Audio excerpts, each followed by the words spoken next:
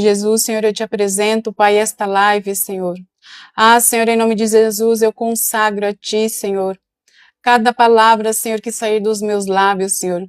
Abre os olhos do coração dos meus irmãos, Senhor, que a palavra do Senhor possa falar com cada um, Senhor, de forma individual. O Espírito Santo de Deus alcança corações aqui, que eles possam descobrir o propósito de cada um, Senhor.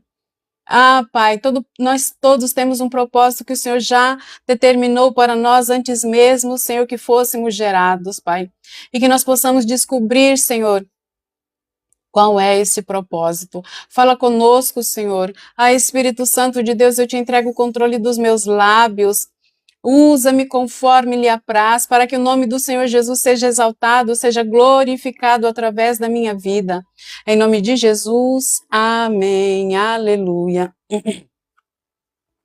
Então, ontem eu falei sobre Diná, né? Diná era filha de Lia e de Jacó, e ela foi violada, né? O que causou uma tragédia muito grande. E hoje nós vamos falar de duas mulheres que fazem parte da história de José, que de alguma forma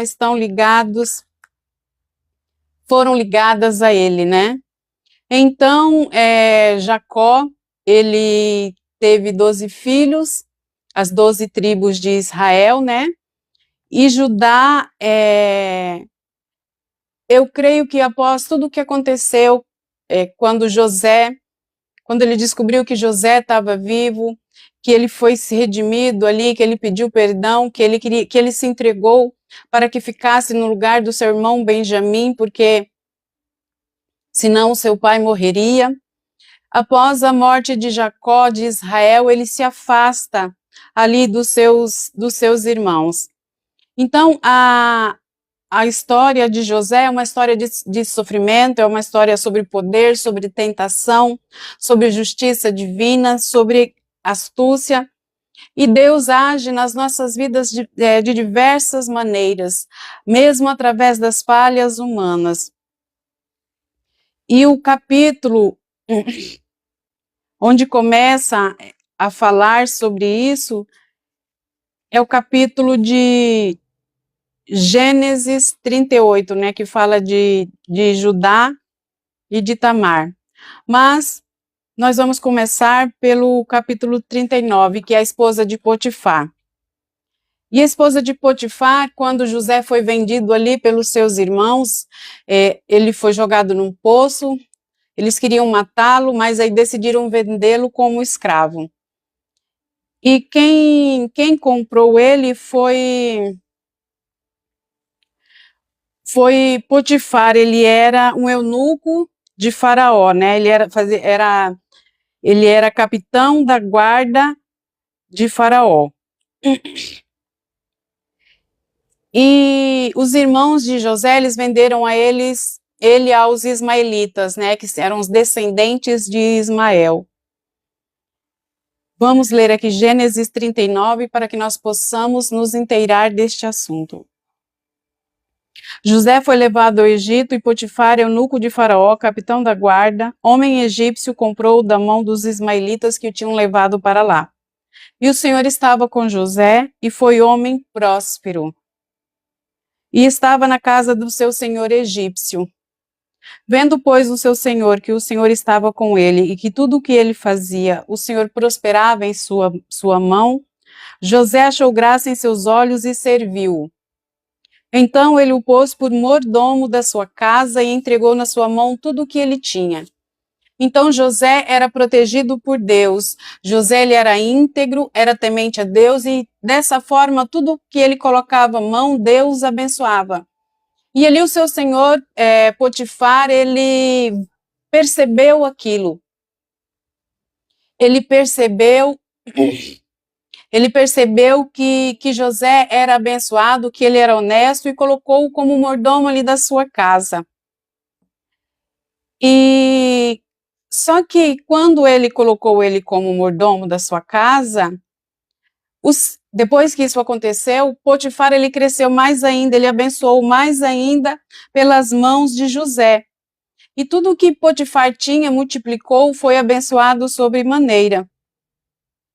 E José, ele controlava ali a casa, ele controlava a alimentação, ele era responsável por tudo, ele era um administrador da casa de Potifar. E aconteceu que desde o que puseram o mordomo da sua casa e sobre tudo que tinha, o Senhor abençoou a casa do egípcio por amor de José. E a bênção do Senhor foi sobre tudo o que tinha na casa e no campo. E deixou tudo o que tinha na mão de José, de maneira que nada sabia do que estava com ele, a não ser do pão que comia. E José era formoso, de porte e de aparência. Então José, ele era um belo rapaz. Ele tinha um porte elegante, ele tinha uma boa aparência, aqui como descreve a palavra em Gênesis 39:6. E no versículo 7, e aconteceu depois dessas coisas que a mulher do seu senhor pôs os seus olhos em José e disse: deita-te comigo. Então a mulher de Potifar, ela percebeu que José, além de ser abençoado, ela viu que ele era charmoso, ele viu que ele tinha um porte elegante e ela desejou ele.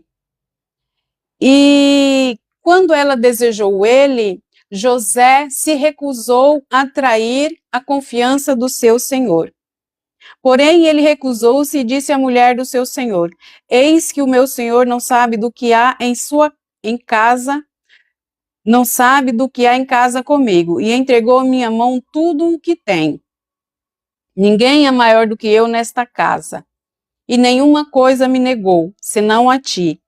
Porquanto tu és mulher, portanto tu és sua mulher, como pois eu faria tamanha maldade e pecaria contra Deus? José era temente a Deus. José seguia os mesmos preceitos do seu pai.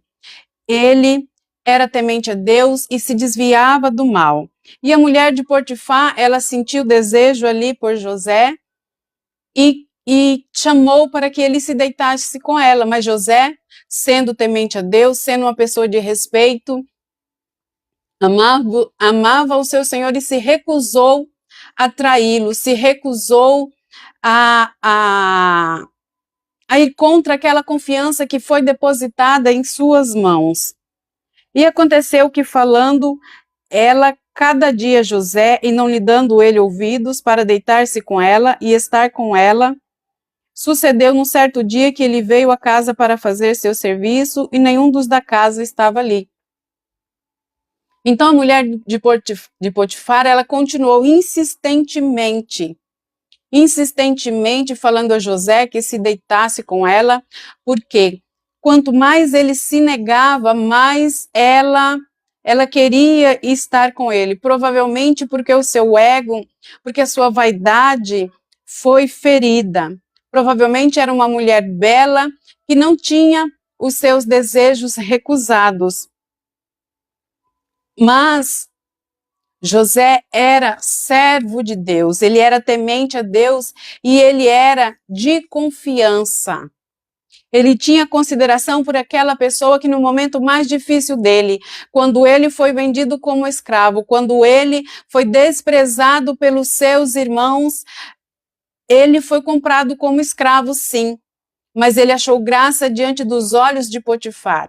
E Potifar podia tratá-lo como um escravo comum, mas colocou tudo que era seu nas mãos de José sem saber de nada.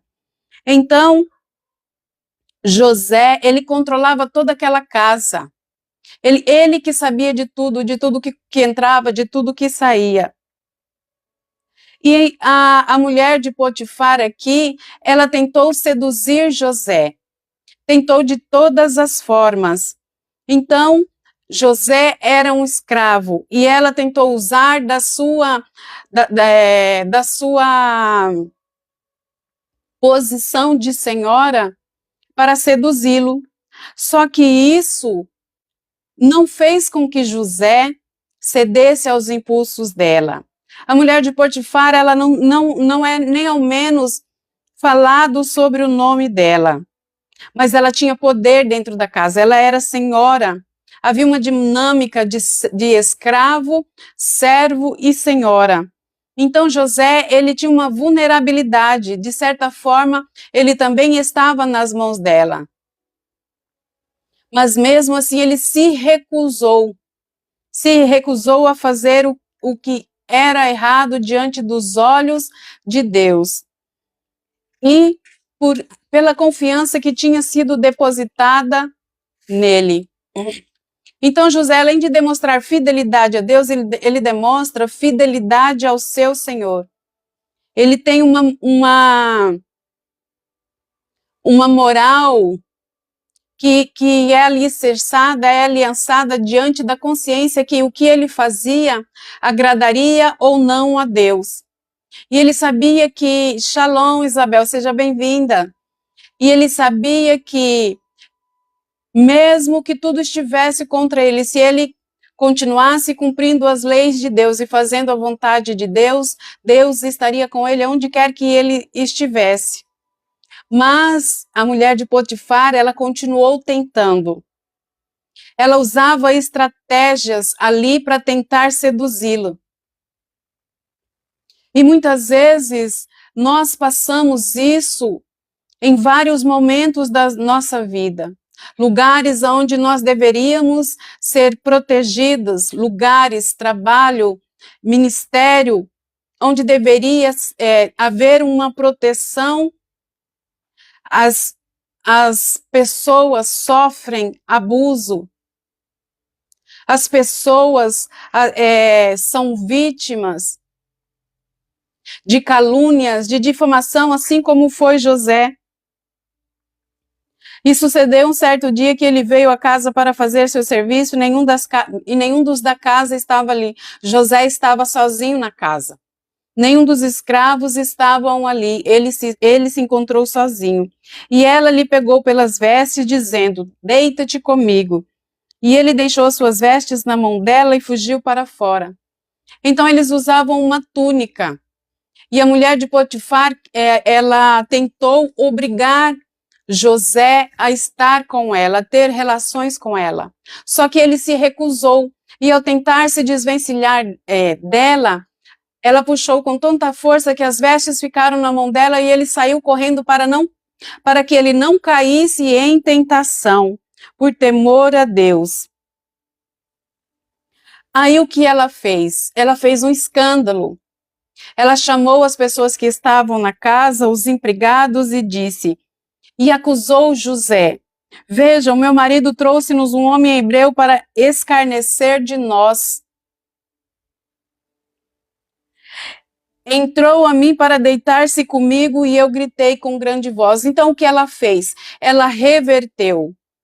Ao invés dela falar que ela que estava tentando José, ela acusou ele de abusar dela. E ainda falou, e aconteceu que, ouvindo ele que eu levantava a minha voz e gritava, deixou as suas vestes comigo e fugiu para fora. Então, ao ver que ela não conseguiria nada, ela decidiu destruir a vida de José. Então ela ultrapassou o limite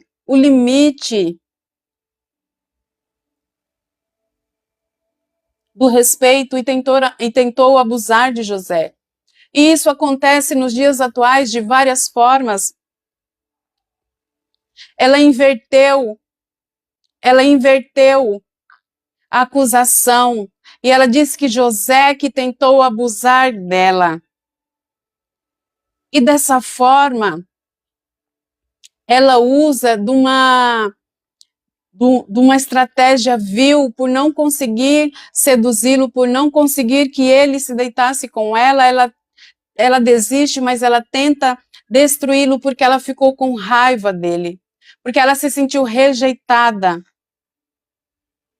E ela, além de fazer o escândalo ali, por ter ficado com a roupa de José, ela guardou aquilo ali e acusou José para seu esposo. E ela pôs as suas vestes perto de si até que seu senhor voltou à sua casa. Então falou-lhe conforme as mesmas palavras, dizendo, veio a mim o servo hebreu que nos trouxestes para escarnecer de mim. E aconteceu que, levantando eu a minha voz e gritando, ele deixou as suas vestes comigo e fugiu para fora. Eu estou lendo na versão Almeida João Ferreira de Almeida. Vou pegar a versão da NVT para vocês verem como que o texto descreve.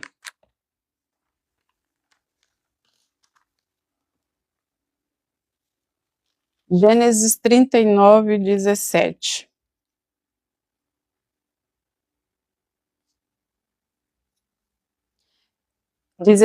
Ela guardou o manto até o marido voltar para casa, então contou-lhe sua versão da história. O escravo hebreu que você trouxe para nossa casa tentou aproveitar-se de mim, disse ela, mas quando eu gritei, ele saiu correndo e largou o seu manto comigo. Ao ouvir a mulher contar como José havia tratado Potifar, se enfureceu. Pegou José e o lançou na prisão onde ficavam os prisioneiros do rei, e ali José permaneceu. Aleluia! Então, José, ele é caluniado, ele era bem tratado naquela casa, ele tinha uma boa posição, ele tinha consideração do seu senhor, mas por não ceder às tentativas sexuais da sua senhora, ela o acusa de tentar abusar dela, e ele é jogado na prisão injustamente. Então aquela mulher, ela se sente rejeitada. Então, ela peca através da injustiça contra José. E José, ele sofre, ele vai para a prisão mais uma vez. A primeira vez ele é jogado no poço, os seus irmãos tentam matá-lo, mas aí Judá faz com que eles desistam e ele é vendido como escravo. E a mão do Senhor estava com José. E José é abençoado em tudo que coloca a mão e ele é bem visto por Potifar. Mas a mulher, querendo ali abusar de José, não conseguindo, acusou. E José novamente é colocado na prisão. Mais uma vez José sofre injustiça. Aleluia!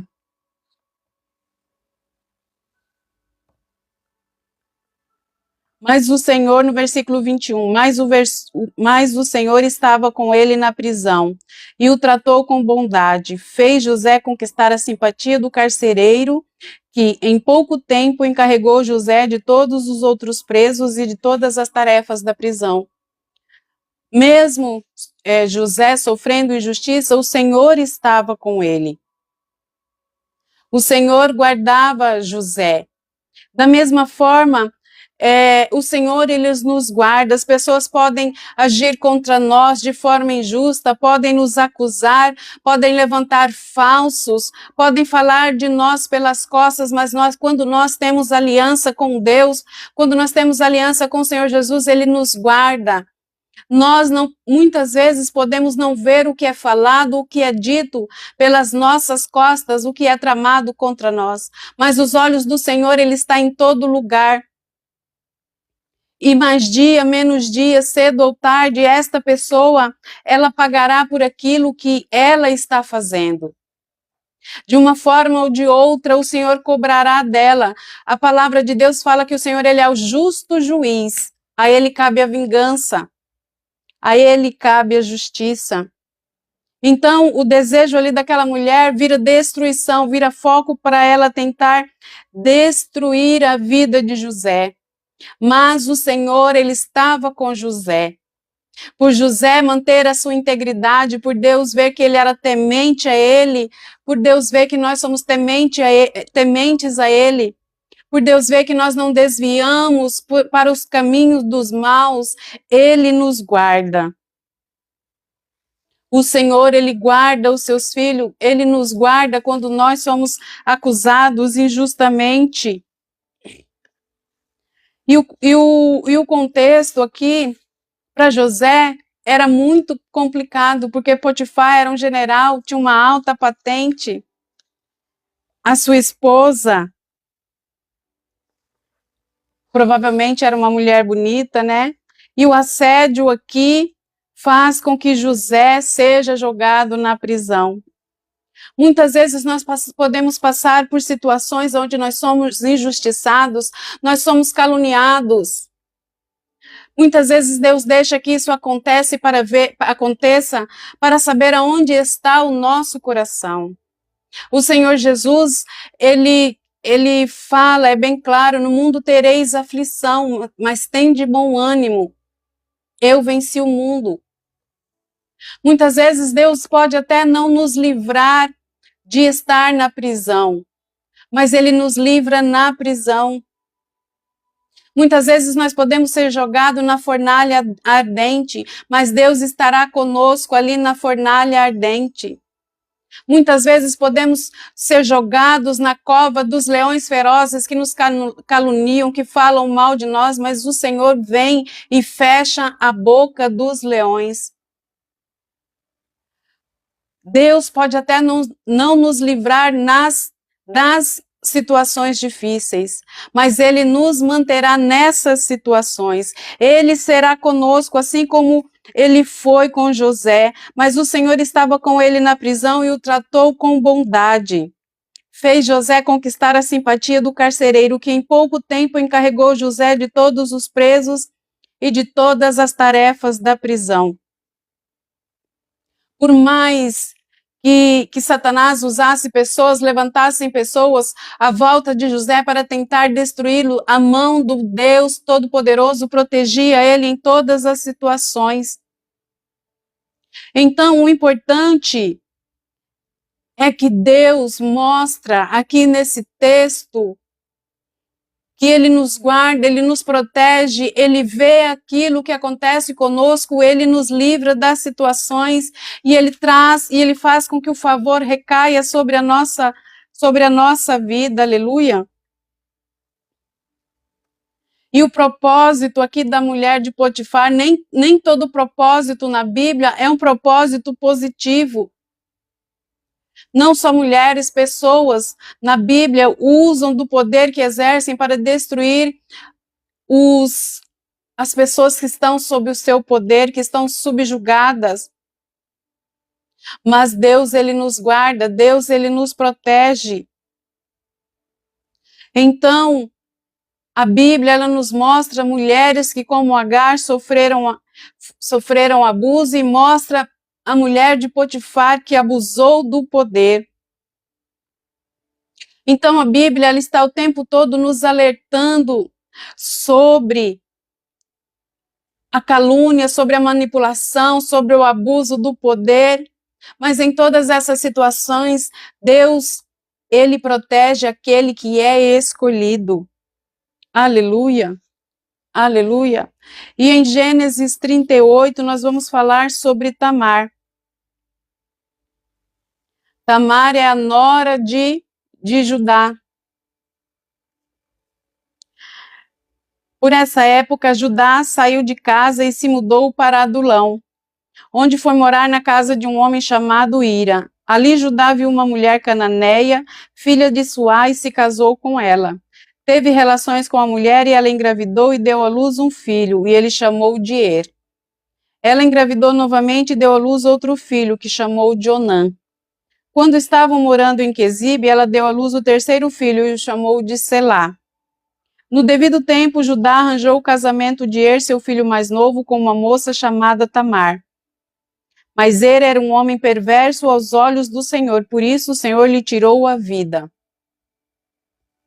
Então, Tamar é uma mulher que ela se disfarçou para recuperar o seu direito. Judá, ele tem 3 filhos. Ele era o primogênito, só que a palavra fala que ele era perverso diante dos olhos de Deus e o Senhor tirou a vida dele pela sua maldade, pela sua perversidade. E o que acontecia no tempo dos patriarcas? Quando o irmão mais velho, ele morria, perdia a vida, a mulher viúva, o segundo irmão tinha que se casar com ela, ela teria um filho que levaria o nome do primeiro esposo. Então, o filho tido através do cunhado, teria os direitos do primeiro casamento, levaria o nome do primeiro casamento, não o nome do pai. Essa era a tradição ali no tempo dos patriarcas. Essa era a tradição da lei de Deus. Então Judá disse a Onã, irmão de Er, case-se com Tamar, como exigido, para com a viúva do irmão. Você deve gerar um herdeiro para o seu irmão.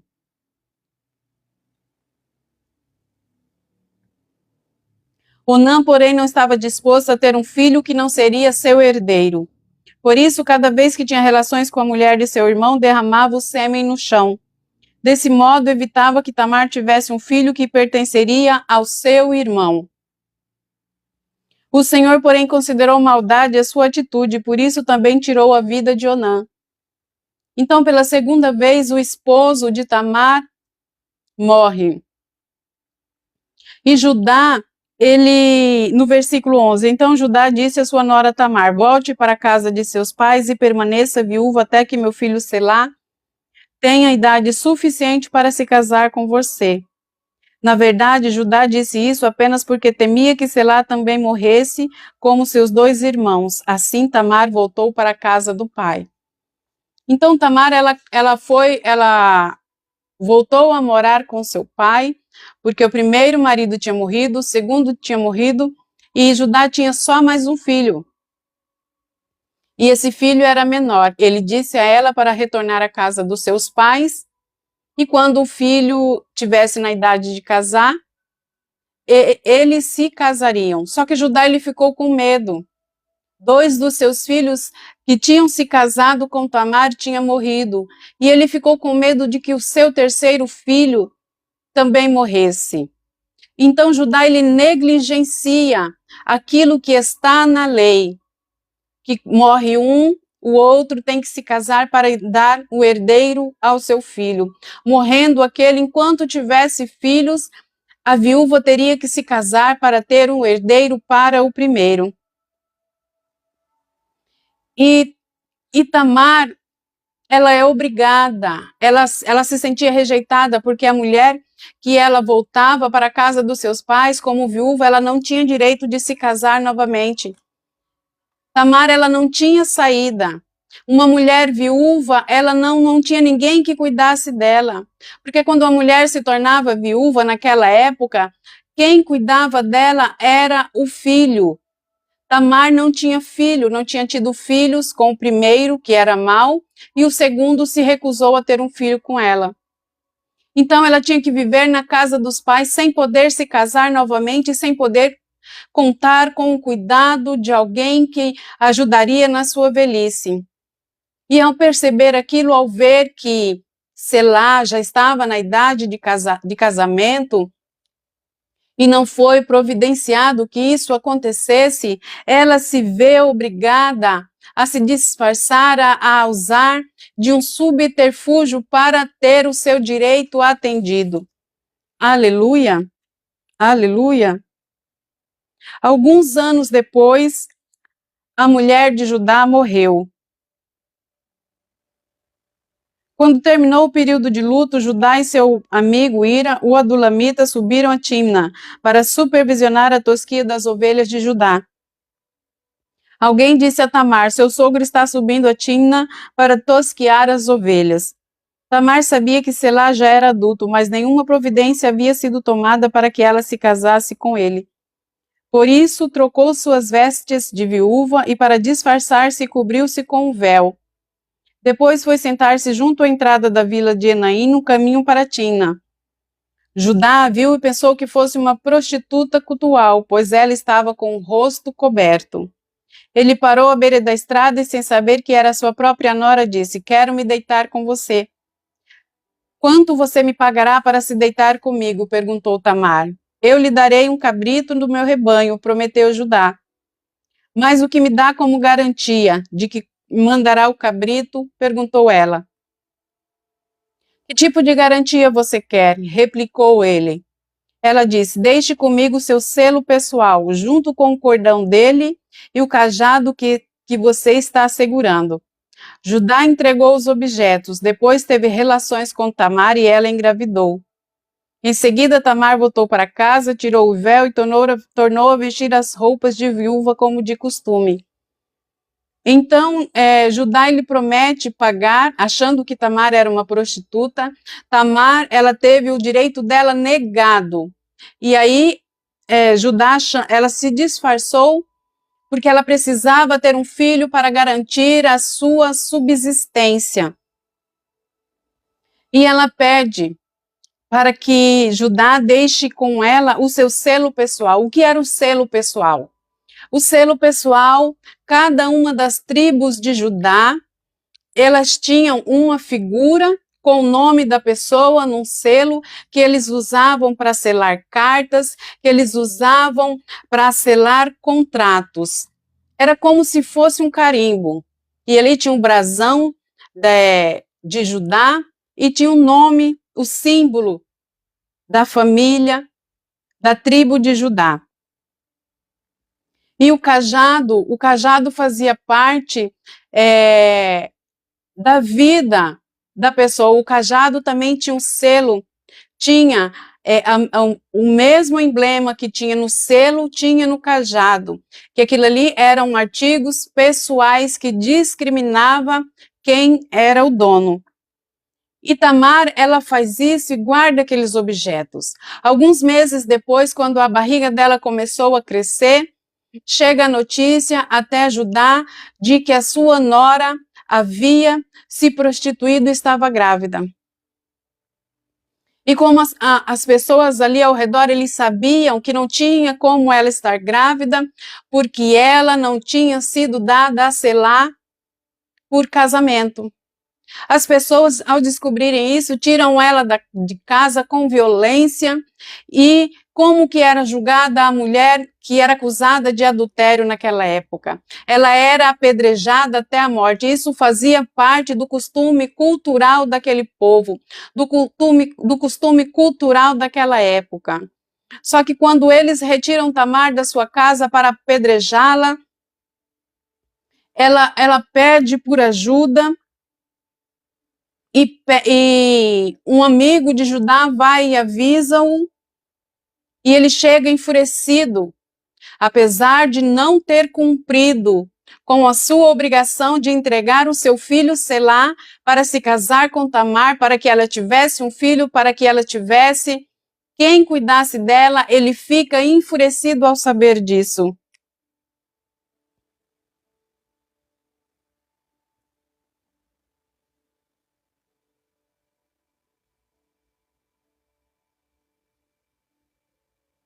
Uns 3 meses depois, Gênesis 38, 24. Uns 3 meses depois, disseram a Judá: sua nora Tamar se comportou como prostituta e por isso está grávida. Judá ordenou: tragam-na para fora e queimem-na. O próprio Judá fala para que queimem-na. Quando estavam tirando de casa para matá-la, ela enviou a seguinte mensagem ao seu sogro: estou grávida do homem que é dono destes objetos. Olhe com atenção. De quem são este selo, este cordão e este cajado? Judá os reconheceu de imediato e disse: ela é mais justa que eu, pois não tomei as providências para que ela se casasse com meu filho Selá. E Judá nunca mais teve relações com Tamar. Então, Judá ele reconhece que Tamar agiu de forma mais justa do que ela. Ele reconhece que a sua nora engravidou dele. Ele quer condená-la a ser queimada, a ser apedrejada, mas aqueles objetos provam que ele é o pai. E o Senhor Jesus, ele é da linhagem dos filhos de Tamar. Uma mulher que teve que usar de meios de se disfarçar para ter os seus direitos, para reivindicar os seus direitos, porque Judá ele se recusou a cumprir a obrigação com Tamar como sua nora. Quando chegou a época de Tamar dar à luz, descobriu que teria gêmeos. Durante o trabalho de parto, um dos bebês pôs a mão para fora. A parteira segurou a mão do bebê, amarrou um fio vermelho no pulso e anunciou: este saiu primeiro. O bebê, porém, recolheu a mão e seu irmão saiu. Então a parteira disse: como você conseguiu sair primeiro? Por isso ele recebeu o nome de Perez. Logo depois, o bebê com fio vermelho no pulso nasceu e recebeu o nome de Zerá. Então Perez, ele está na genealogia do Senhor Jesus. Tamar, ela teve que usar métodos moralmente ambíguos para ter o seu direito ali reconhecido. Mas da mesma forma que José, ele foi assediado, o Senhor, as histórias quebradas, Deus é especialista em restaurar os nossos corações, em restaurar as nossas emoções, em fazer tudo novo sobre as nossas vidas. Aleluia! Basta que nós confiemos em Deus. E a história de José, a história de Tamar, na Bíblia, mostra que nós, como seres humanos, nós estamos suscetíveis a erros, suscetíveis a pecar, suscetíveis a fazer aquilo que é moralmente ambíguo e duvidoso. Então, o que essas duas histórias elas nos trazem? Elas nos mostram o poder, o abuso do poder e a responsabilidade ou a falta dele. Porque a mulher de Potifar, ela abusou do poder, mas Judá também abusou do poder, ao negar o direito de Tamar. A mulher de Potifar usou do poder para tentar o abuso. Judá, ele usou o poder para negar o direito de Tamar. E muitas vezes existem mulheres que estão em situações de riscos, que sofrem violência doméstica, que sofrem abuso, que vê os seus direitos negados por pessoas que têm poder, muitas vezes não só econômico, mas poder afetivo, poder social sobre a vida de uma pessoa, de uma mulher, um poder emocional.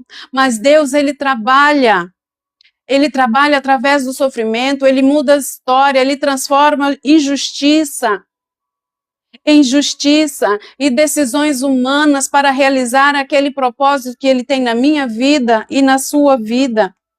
José, ele se torna líder do Egito e evita que sua família inteira e mais uma nação morre de fome. Perez, ele está na linhagem do Senhor Jesus, ele está na linhagem do Messias. Então Deus pode transformar histórias quebradas, Deus pode transformar histórias que não começam bem e fazer líderes e transformar a nossa vida num propósito maior além daquilo que nós podemos ver com os nossos olhos mortais. E nós temos que ter a responsabilidade de cuidar tanto da nossa família, cuidar daquele que estão às nossas voltas, na nossa volta, respeitar o direito moral, respeitar o direito e a responsabilidade social. Pessoas que são vítimas, além de entregar nas mãos de Deus, precisam denunciar, precisam se proteger e precisam entregar essa dor ao Senhor Jesus e buscar a restauração das suas emoções, buscar a restauração da sua alma. Aleluia! Então a confiança em Deus faz com que histórias em nossas vidas que muitas vezes começam de forma vergonhosa, que muitas vezes passam por situações difíceis, possam ser transformadas. E pode ser nossas histórias quebradas, nossos corações quebrados podem ter um grande propósito nas mãos de Deus. Mas nós precisamos e devemos entregar essa dor nas mãos daquele que pode curar, nas mãos daquele que pode restaurar. Aleluia! Essa dor, ela não deve estar no seu coração, ela não deve te paralisar. Eu fui um tipo de pessoa que durante boa parte da minha vida, a minha história quebrada, ela me paralisou, ela não deixou eu avançar. E eu vivi ciclos repetitivos, destrutivos. Mas o Senhor, ele fez uma nova história. Ele reconstruiu aquilo que foi quebrado, aleluia. E assim como Deus reconstruiu a minha história, Ele reconstrói a sua, Ele reconstrói a nossa história, bastando que para isso nós entreguemos e confiemos no Senhor Jesus. Aleluia! Louvado seja o Senhor. E a palavra de Deus em Apocalipse, eu não me lembro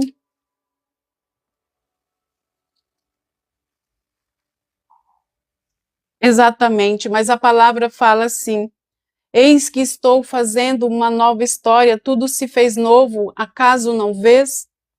Muitas vezes Deus está fazendo uma nova história, Deus está fazendo algo novo e nós, no meio da nossa dor, nós não conseguimos ver, mas nós precisamos entregar isso nas mãos do Senhor Jesus, assim como Agar estava do lado do poço e deixou seu filho encostado numa árvore e se afastou porque não queria vê-lo morrer, mas havia um poço do lado dela. Só que como a dor, a frustração, o choro cegou os olhos dela, ela não conseguia ver a sobrevivência que estava do seu lado. Ela não conseguia ver aquela água que restauraria a vida dela, restauraria a vida do filho dela, porque a dor não permitia que ela visse. Mas hoje eu te chamo para entrar num lugar e deixar que o Senhor Jesus cure as suas feridas, para deixar que o Senhor Jesus ele entre na sua vida e traga transformação, mesmo se a sua história foi quebrada, mesmo se a sua história não é uma história bonita de se falar, não importa. O Senhor é especialista em fazer algo novo. O Senhor, ele transforma dor em júbilo de alegria, como está em Isaías 61. Aleluia. Vamos orar? Pai amado, Pai querido, em nome de Jesus, Senhor, eu te apresento a vida de todos, Senhor, que estão nessa live, Senhor, que participaram, Pai. Senhor, em nome de Jesus, Senhor, eu apresento a Ti, Senhor, as pessoas, Pai, que pediram orações aqui, Senhor, pelas pessoas que amam, Pai. Em nome de Jesus, dê ordem aos Teus anjos, Pai, para que entre, Senhor, nesses lares onde foi pedido essas orações, Pai. Ah, Senhor, que a paz que excede a todo entendimento entre nesta casa, Senhor, cura ferida, cura sagas. Pai, em nome de Jesus, Senhor. Ah, Senhor, aquelas pessoas que tiveram sua história, Senhor, deturpada, que tiveram seus direitos negados, Pai, pela mão do homem, Senhor, que o Senhor entra, Pai, que o Senhor faça tudo novo em nome de Jesus. Transforma a história, transforma corações, Senhor, porque nós confiamos em Ti, Pai. O Senhor é um Deus que faz milagre. Faz um milagre nessa tarde em cada coração, em cada alma, em cada casa, em cada lar, em nome de Jesus. Restaura, Senhor, aquilo que foi perdido. Ah, Senhor, devolve aquele direito que foi negado em nome de Jesus, Pai. Senhor, eu te louvo, eu te glorifico, eu te exalto, Pai. Esta live é para te honrar, te glorificar e te exaltar em nome de Jesus. Amém. Glória a Deus, aleluia. Foi um privilégio estar aqui com você. Fique com a paz do Senhor e até amanhã, em nome de Jesus. Shalom, shalom.